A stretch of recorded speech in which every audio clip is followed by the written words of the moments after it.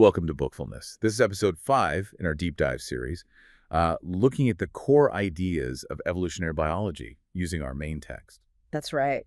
And in our last deep dive, we really laid the groundwork. We talked about, the raw ingredients for evolution, mutation, those random DNA changes, and recombination, which is just this incredible shuffling mechanism during sex. Exactly. So we've got the basic materials like the clay and the water. Yeah. But those things don't just magically assemble themselves into, the incredibly complex adaptations we see everywhere in nature. No, they need a shaper. Precisely. And today, that's what we're focusing on, the master sculptor, the process that takes all that raw genetic variation and shapes it into functional forms. We're getting into the heart of it all, Chapter 5, the genetical theory of natural selection. Yeah, our mission really is to get under the hood of this shaping process. We want to understand how selection works at the genetic level.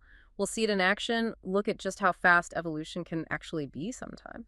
And we need to figure out how scientists measure evolutionary success, this idea of fitness. And how selection leaves these, detectable footprints in the genome. And maybe most importantly, we need to tackle that paradox. If selection is always picking the best, why is there still so much genetic variation left? Why doesn't it all just disappear? Okay, that's a packed agenda. Sounds like quite the journey. Let's jump right in then. Part 1, selection in action, seeing evolution happen in real time. Yeah. Okay, first things first. We had to make a really crucial distinction right at the start, something the book emphasizes too: natural selection and evolution. They're related, obviously, but they are not the same thing. Yeah, that's absolutely fundamental. We tend to use them interchangeably, don't we? But scientifically, it's important to keep them separate. So what's the difference? Well, natural selection is happening whenever you have differences, just plain differences in survival or reproduction among individuals in a population. That's the pressure. Okay, so some survive or reproduce better than others? Yeah. That's selection. Right. But evolution. Evolution is the result. It's the actual change in the frequencies of genes, the alleles, across generations because of that selection pressure. Got it. Selection is the filter. Evolution is the change in the stuff that passes through the filter. Exactly. And the key thing is, for evolution to happen, the traits that selection is acting on, they have to be heritable. They have to be passed down genetically. Right. Like if a bunch of people get really strong from working out, that's selection in a way. They're surviving better in the gym, maybe. But if that muscle isn't passed on genetically, the next generation doesn't start out stronger. No evolution has occurred in the gene pool. Precisely. Evolution is about the genes changing frequency. And when that selection pressure is strong and the trait is heritable, wow, evolution can move surprisingly fast. And the classic textbook example, the one everyone learns, really drives this home. The peppered moth, Biston betullaria. It's amazing because it documents this huge evolutionary shift in, 50 generations? A blink of an eye, evolutionarily speaking. Yeah. It's such a powerful story, the peppered moth in England, because the evidence is just so clear. You see this strong directional selection driven by a massive human-caused environmental change, the Industrial Revolution. So before all the factories, what did things look like for these moths? Well, before the mid-1800s, the environment really favored the typical moth, which was light-colored, speckled, sort of grayish-white. Because they blended in. Perfectly. They'd rest on tree trunks, which were often covered in these pale, flaky lichens. Against that background, they were basically invisible to the birds that hunted them. Excellent camouflage. Okay, makes sense. Then comes the Industrial Revolution. And everything changes. Massive amounts of coal being burned, especially soft coal in places like Manchester. Just poured soot into the air. Everything got coated: trees, buildings, rocks. The soot killed off the lichens, and the tree bark itself turned black. Oh, wow. So suddenly, if you're a light-colored moth... You're a sitting duck. You're now a bright white spot on a black background. You've gone from being perfectly hidden to being incredibly conspicuous. And this is where that underlying genetic variation becomes critical. Because, presumably, not all the moths were light-colored. Exactly. There was already a rare genetic variant, a mutation, that produced a dark, almost black moth. This is the melanic form. Before industrialization, this dark form was probably a disadvantage. It would have stood out against the light bark. But now... Now, suddenly, it's the one with the camouflage. Its survival rate just shot up. And we're not talking about a gradual shift here. Right. The book emphasizes the speed. How fast did it happen? It was incredibly rapid. The allele for the dark color spread so fast that in some of those heavily industrial areas, it reached almost 100% frequency, what we call fixation, by the late 1800s. Almost all the moths were the dark form. That's astonishing. And it wasn't just observation, right? People actually calculated the strength of this selection. Yes. That's what makes it such a landmark case. Hmm. The source mentions J.B.S. Haldane, one of the founders of population genetics. Back in 1924, he did the math. He figured out how strong the selection must have been to cause that rapid spread. And what did he find? He calculated that the melanic mutation must have conferred something like a 50% survival advantage compared to the light-colored form. 50%. That's huge. Yeah. That means for every 2 light moths eaten, maybe only 1 dark moth was. Essentially, yeah. It implies a massive difference in survival rates. Just brutal, intense selection pressure favoring the dark form as soon as the environment changed. And later experiments confirmed it was birds doing the selecting. Yes, field studies directly observed birds preferentially picking off the more conspicuous moths depending on the background. It really nailed down the mechanism. It showed evolution isn't always some slow geological process. It can happen right in front of us. And it's not just a historical anecdote. Selection is happening now, all the time, especially in our interactions with other species, like pests. The book gives another great example, the German cockroach. Oh, yeah, Blatella germanica. This is a fantastic modern case of evolution driven directly by us, by our attempts to control them. How so? Well, think about cockroach traps. They usually rely on some kind of bait, an attractant, often something sweet like glucose. The idea is simple.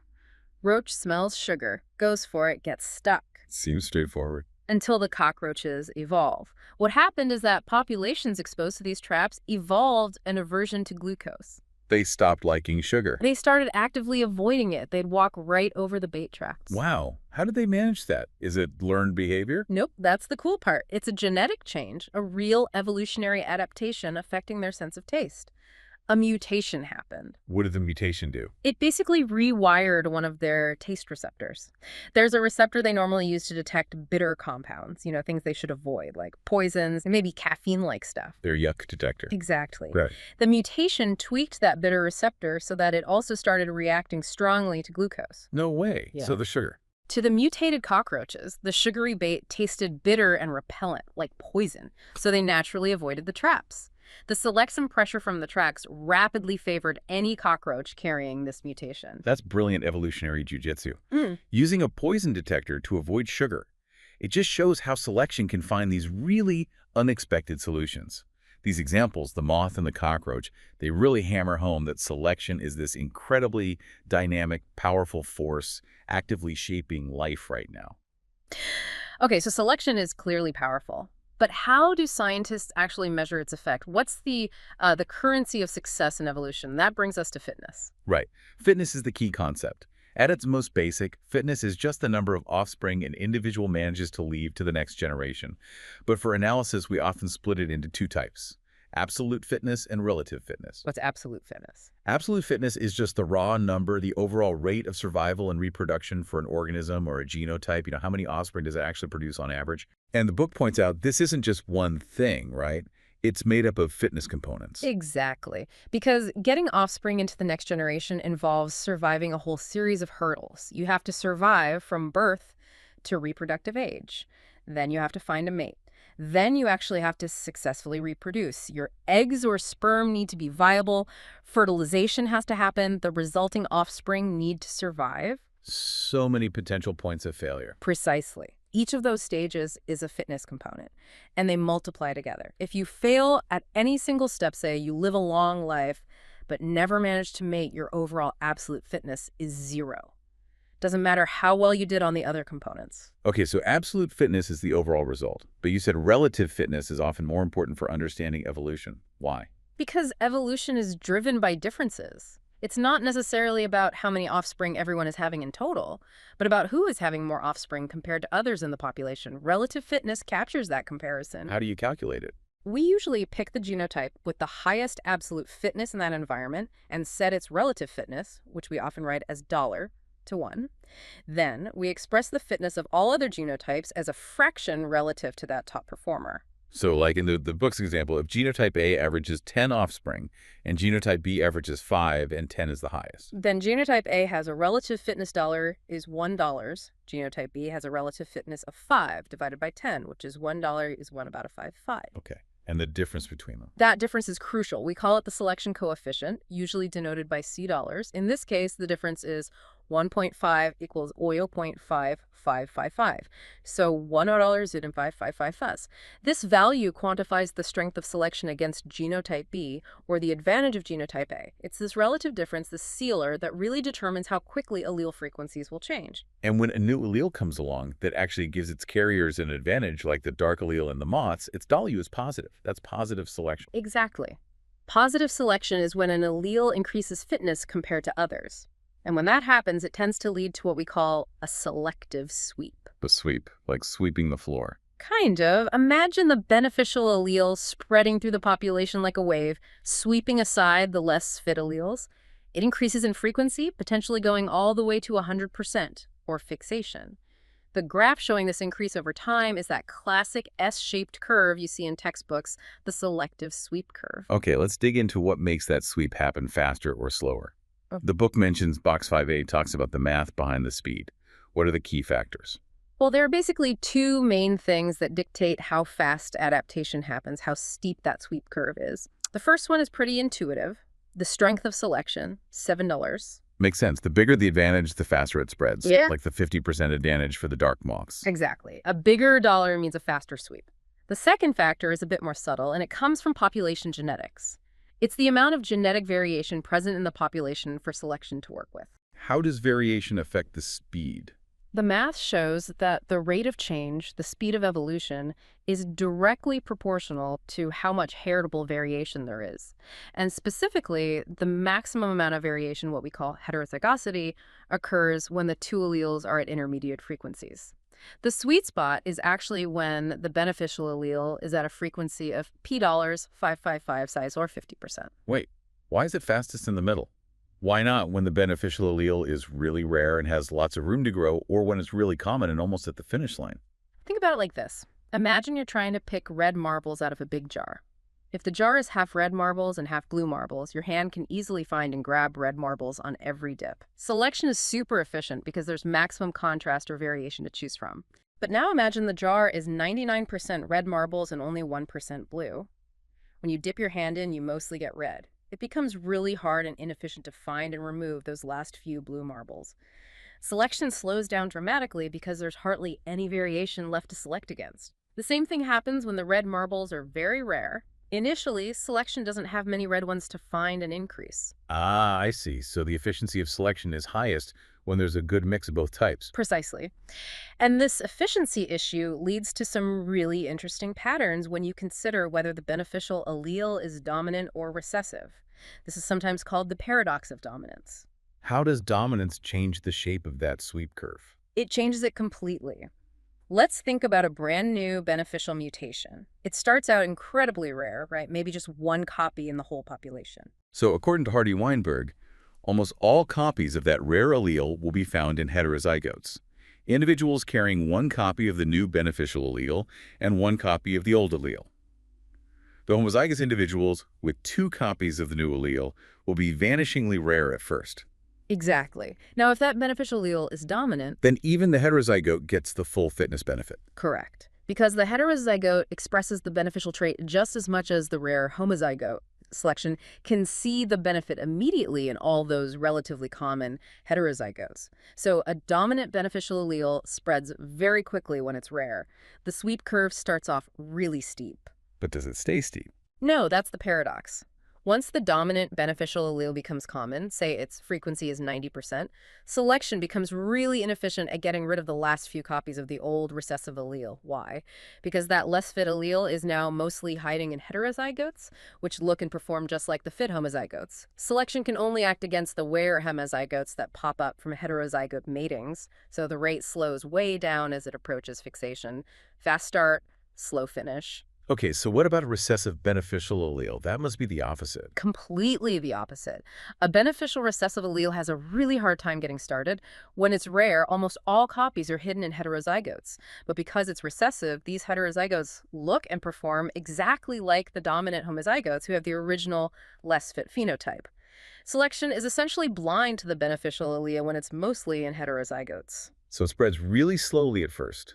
Agonizingly slowly. The sweep curve is almost flat initially. It only starts to pick up speed once, just by chance or drift. The recessive allele becomes common enough that a significant number of those beneficial homozygotes start appearing in the population. Only then can selection really see the advantage and act on it effectively. Cool start. But then, once it's common, selection is much more effective at driving it all the way to fixation. Why? Because now the disadvantageous dominant allele is the one mostly found in heterozygotes and in the increasingly rare heterohomozygotes. Selection can efficiently target and remove these individuals, leading to a rapid increase in the frequency of the beneficial homozygote towards the end. So it's a crawl, then a sprint to the finish line. It's fascinating how the simple genetics of dominance dramatically alters the evolutionary trajectory. But we also need to remember chance, right? Just because an allele is beneficial doesn't guarantee we'll make it. Absolutely not, especially when a mutation first arises. It's incredibly vulnerable to just bad luck, what we call genetic drift or stochastic events. The book is clear. A new mutation starts as just one single copy in one single individual. And that individual could just get unlucky. Yeah, Eaten, struck by lightning, fails to reproduce for some random reason. exactly. Even if the individual survives and reproduces, think about basic genetics meiosis.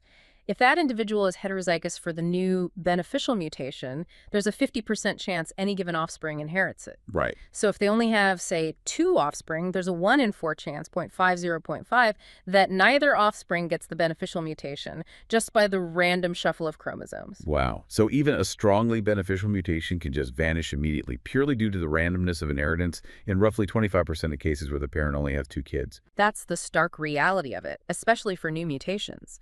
This is why population size matters so much. In small populations, this random sampling error genetic drift can easily overwhelm even strong positive selection and cause beneficial alleles to be lost before they ever get a foothold.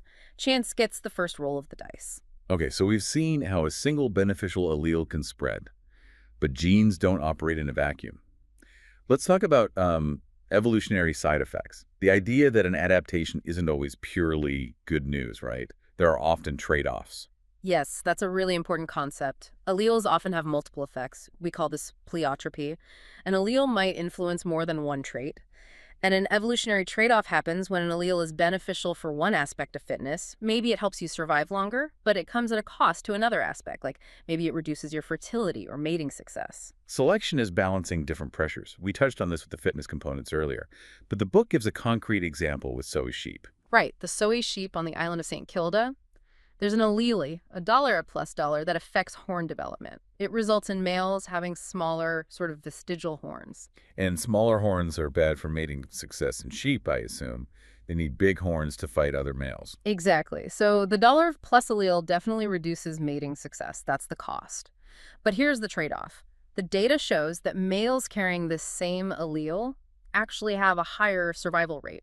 Maybe it affects their metabolism or makes them less aggressive, helping them get through the harsh winters better. So better survival, worse mating. What wins out? Neither homozygote, interestingly. The males with big horns, good for mating, worse for survival, don't have the highest overall fitness. And the males with vestigial horns, good for survival, bad for mating, also don't.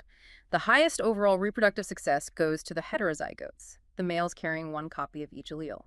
The ones with the intermediate horns getting the best of both worlds. Or rather, balancing the costs and benefits optimally. This is actually another form of balancing selection driven by this trade-off, which actively maintains both the large horn and vestigial horn alleles in the population. Neither one can take over completely. Fascinating. Okay, let's shift gears slightly to another kind of side effect, one that happens at the level of the chromosome. Genetic hitchhiking. Ah, hitchhiking. This is a huge concept in modern genomics. It explains how an allele that is completely neutral, meaning it has zero effect on fitness itself, good or bad, can sometimes sweep up to very high frequency in a population. How? If it doesn't provide an advantage, It gets a free ride. It happens because the neutral allele is physically located on the chromosome, very close to another allele that is strongly beneficial and is under positive selection. They are in what we call linkage disequilibrium. meaning they tend to be inherited together because they're close neighbors on the DNA strand. Exactly. Recombination, the shuffling process, hasn't had enough time to break them apart. So think of the beneficial allele as driving a very fast car towards fixation. The neutral allele is sitting in the passenger seat. Unless a recombination event happens right between them, like switching lanes, the neutral passenger gets carried along for the ride all the way to high frequency just because it's linked to the driver. And this process leaves a mark on the genome, a signature. A very distinct signature.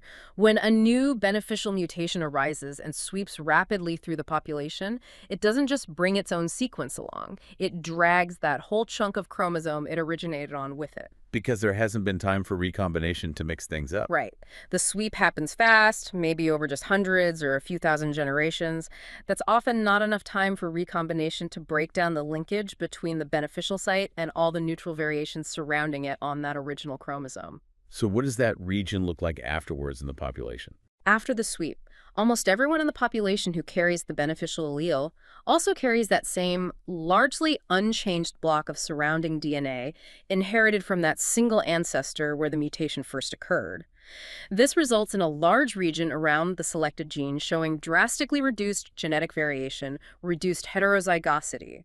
It's like a genetic desert compared to other parts of the genome. Finding these deserts is a key way geneticists identify genes that have undergone recent, strong, positive selection.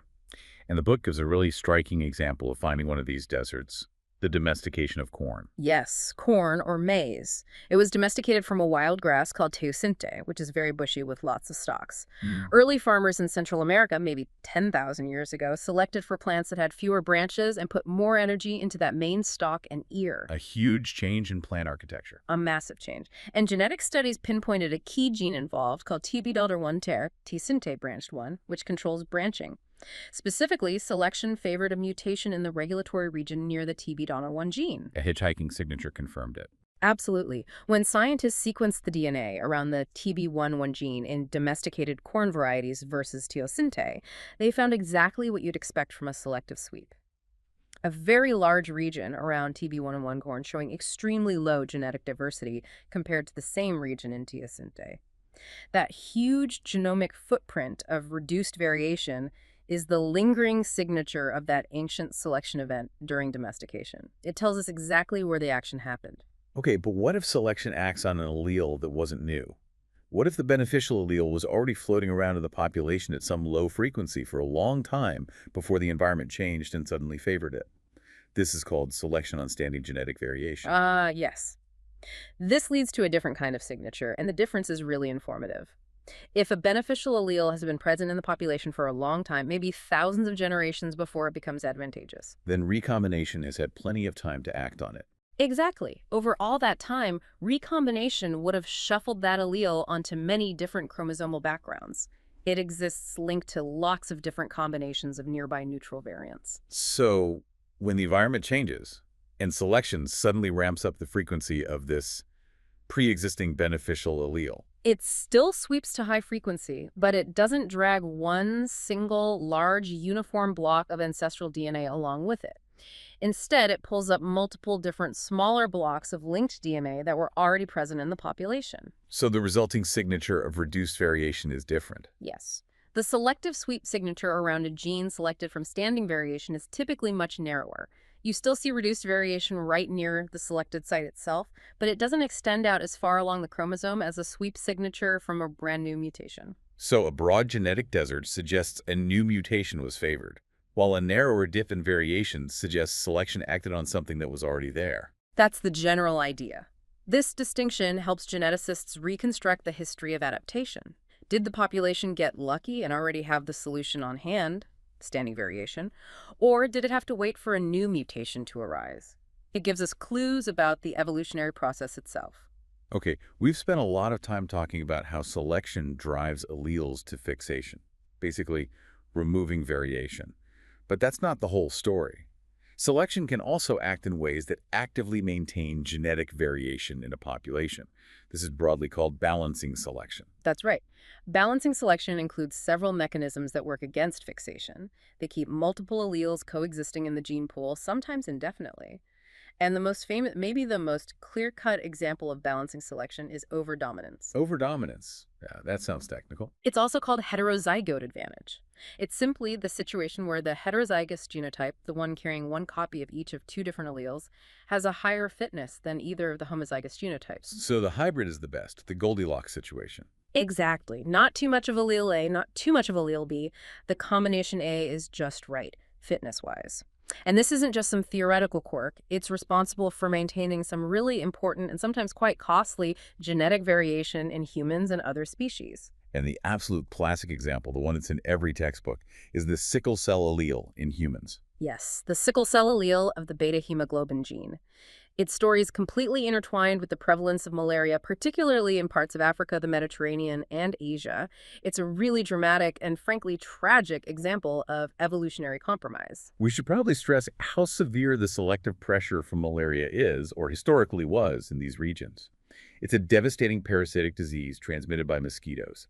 The book notes it still kills around 500,000 people a year, mostly young children. The pressure for any kind of resistance is immense. Immense. And this is where the different genotypes for the hemoglobin gene come into play. There's the normal allele, a nenny, and the sickle cell allele, $7. Let's look at the fitness consequences for the three possible genotypes, A illegal, in an area with high malaria rates, using relative fitness values where the highest fitness genotype is set to 1. Okay, let's break it down. What about people with two copies of the normal allele, the AA homozygotes? These individuals have normal red blood cells, which is good in general, but it makes them fully susceptible to malaria. The parasite thrives in their blood cells. Their survival rate is significantly reduced by the disease. In high malaria areas, their relative fitness is estimated to be around 0.88. Pretty good, but not the best. Okay, now the AA heterozygotes, carrying one normal and one sickle allele, These individuals are the winners in this environment. They are largely resistant to severe malaria. They don't typically develop full-blown sickle cell disease either. The presence of the single doll allele changes their red blood cells just enough so that when the malaria parasite infects a cell, that cell is more likely to deform, sickle, and be destroyed by the body's immune system, taking the parasite with it. Their relative fitness is the highest, 1.0. the heterozygote advantage, and finally, the CLR homozygotes with two copies of the sickle allele. These individuals suffer from severe sickle cell anemia. Their red blood cells distort into a sickle shape, clogging blood vessels and causing all sorts of serious health problems. It's often fatal, especially without modern medical care. Their fitness is drastically reduced, regardless of malaria. Their relative fitness is estimated to be incredibly low, maybe around 0.14. So you have one genotype susceptible to malaria, one genotype resistant to malaria but fine otherwise, and one genotype that causes a severe genetic disease. It seems like selection should just get rid of the dual allele because of the terrible effects of sil allele. How does it persist at high frequencies? That's the core of overdominance. The strong selection against the psilozygotes, which tries to remove the sil allele, is counteracted or balanced by the strong selection in favor of the zygotes, which tries to keep the dual allele because of its malaria resistance. So the population is caught in a bind. If it gets rid of the allele entirely to stop sickle cell anemia, everyone becomes ALers and highly vulnerable to malaria. Exactly. But if the sil allele becomes too common, you get too many phylozoal individuals suffering from sickle cell disease. The result is a compromise, a stable polymorphic equilibrium. Selection pushes the allele frequencies towards an intermediate point where the benefit of malaria resistance in the heterozygotes precisely balances the costs of sickle cell disease in the homozygotes. So selection isn't picking one best allele here. It's maintaining a mixture because the heterozygote is fittest overall in that specific environment. Precisely. It's a powerful example of how balancing selection preserves genetic diversity, even when one of the alleles involved carries a significant cost. Overdominance is striking, but it's not the only way selection maintains variation. What are some other mechanisms? The book mentions negative frequency-dependent selection. Right. Negative frequency-dependent selection is another really cool mechanism. It's dynamic. The fitness of an allele literally depends on how common or rare it is in the population. And negative means rare is good. Exactly. When an allele is rare, its fitness is high, so it tends to increase in frequency. But as it becomes more common, its fitness starts to decrease.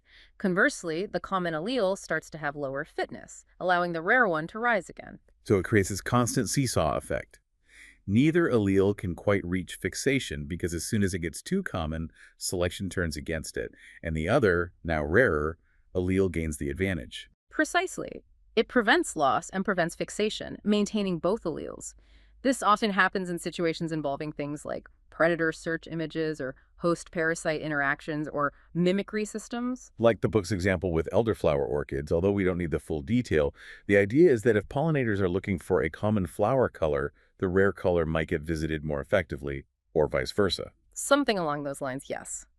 If being rare gives you an advantage, perhaps because predators haven't formed a search image for you yet, or pollinators are attracted to novelty, then your fitness goes up when you're uncommon. It's a self-regulating cycle that preserves polymorphism. Okay, what else? There's also multiple niche polymorphism. That sounds like it relates to the environment being patchy. It does. This happens when different alleles are favored in different environmental conditions or ecological niches that exist within the same general population range. The environment isn't uniform. So maybe one allele is better in sunny patches, another is better in shady patches, but the population lives across both. Exactly. Because the population is spread across these different selective environments, no single allele is the best everywhere. Selection favors different things in different places, and if there's some gene flow between the niches, it helps maintain overall genetic diversity across the whole population. The book uses P. aphids as an example here. Yeah, P. aphids are known to specialize. You can find distinct host races within the same species, where one lineage does best feeding on clover, another does best on alfalfa, maybe another on vetch. Each host plant acts like a different niche, exerting slightly different selective pressures.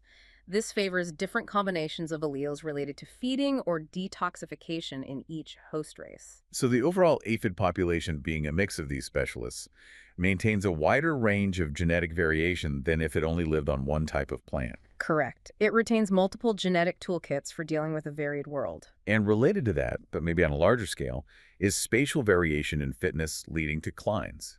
Right. This is similar to multiple niches, but often viewed across a broader geographic area where an environmental factor changes gradually, like temperature or rainfall changing from north to south or up a mountain slope. And this creates a gradient in allele frequencies. Yes, a cline. If an allele is favored in the north but selected against in the south, its frequency will gradually decrease as you move south. The strength and direction of selection changes across space. The example given is a chromosome inversion in Anopheles mosquitoes in Cameroon. Yes, there's a specific chunk of a chromosome that can be flipped around in inversion. It turns out that mosquitoes carrying this inversion have higher fitness in the southern, more stable rainforest environment, but the non-inverted chromosome arrangement is favored in the drier, more variable savanna and highland areas to the north. So as you travel from south to north, You see a steep drop in the frequency of the inverted chromosome type, mirroring the change in the environment and the shift in selective pressures. This spatial variation in what's advantageous maintains both chromosomal forms across the species range in that region. so whether it's frequency dependence, different niches, or geographic gradients, the take-home message seems to be that a non-uniform world is key to preserving genetic diversity through selection itself. Absolutely. Selection doesn't always homogenize. Often, the complexity of the environment forces it to maintain variation. We've seen selection push frequencies around, maintain them.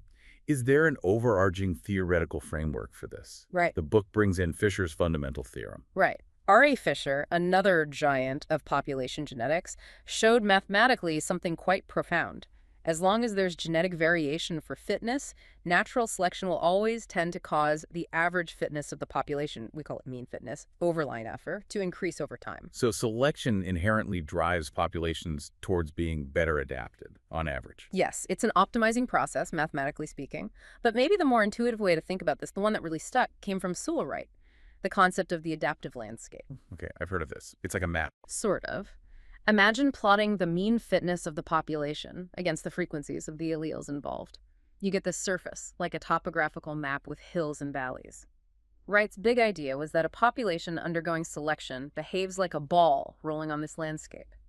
It always tends to roll uphill, towards peaks of higher mean fitness. So evolution is like mountain climbing for the population's average fitness. That's a great analogy. If the population finds itself on a slope, selection will push it up that slope towards the nearest summit, the adaptive peak. And what happens when it reaches the peak? A peak represents a state of genetic equilibrium. The slope is zero, meaning selection isn't favoring any further change in allele frequencies at that point, given the current environment. The population might just stay there. We saw this can happen with overdominance. The heterozygote advantage creates a stable peak at an intermediate allele frequency. Selection pushes the population there, and then it stops. But the landscape isn't all peaks, right? There are valleys too. The book mentions adaptive valleys created by underdominance. Right. Underdominance is the opposite of overdominance. It's when the heterozygote has the lowest fitness. Think about the landscape. This creates a valley. A population sitting right at the bottom of the valley is at an equilibrium, but it's an unstable one. Meaning any little nudge pushes it off. Exactly. If random drift pushes the population slightly off the valley floor, selection will immediately take over and push it downhill across the valley and then uphill towards the nearest adaptive peak on either side. Underdominance typically leads to the fixation of one allele or the other, depending on which way the population happened to get pushed initially. Valleys act like barriers separating different adaptive solutions. That landscape idea is powerful. It suggests that selection always improves things locally, always goes uphill, but a population could get stuck on a smaller hill, a local peak. And it might not be able to cross an adaptive valley to reach an even higher, globally optimal peak that exists elsewhere on the landscape. It needs something like genetic drift in a small population, or a major environmental shift changing the landscape itself to potentially cross those valleys. So evolution finds good solutions, but maybe not always the absolute best possible solution. It's often described as pragmatic, yeah. It works with what's available and climbs the nearest available slope. Okay, so selection pushes uphill, but there's a counterforce we need to talk about. Bad mutations, deleterious mutations. The constant drag, yes. It's just a fact of biology that most new mutations that actually have any effect on fitness are harmful.